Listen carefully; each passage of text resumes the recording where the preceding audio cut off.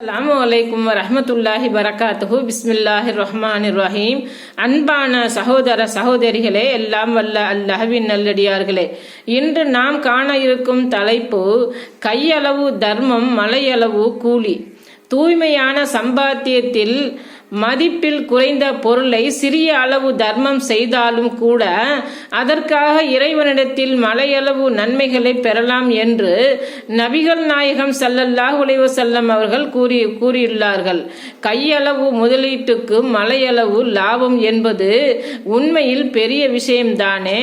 அல்லாஹ்வின் தூதர் ஸல்லல்லாஹு அலைஹி வஸல்லம் அவர்கள் கூறினார்கள், யார் முறையான சம்பாத்தியத்தில் ஒரு பேரிச்சம்பழத்தின் மதிப்புக்கு தர்மம் செய்தாரோ அல்லாஹ் பரிசுத்தமானவற்றை தவிர வேறெதையும் ஏற்றுக்கொள்வதில்லை.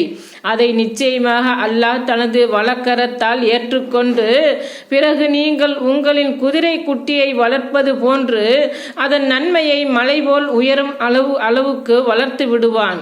அறிவிப்பவர் அபூ ஹுரைரா ரலியல்லாஹு அன்ஹு, நூல் புகாரி 1410.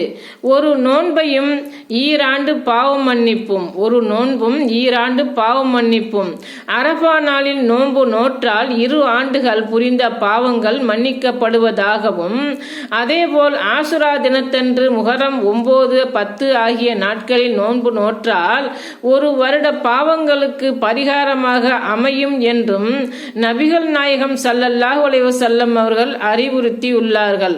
அல்லாஹ்வின் தூதர் ஸல்லல்லாஹு அலைஹி வஸல்லம் அவர்களிடம் அரபா துல்ஹஜ் 9வது நாளில் நோன்பு நோற்பது பற்றி கேட்கப்பட்டதற்கு முந்தைய ஓராண்டிற்கும் பிந்தைய ஓராண்டிற்கும் அது பாவ பரிகாரமாக அமையும் என்றார்கள்.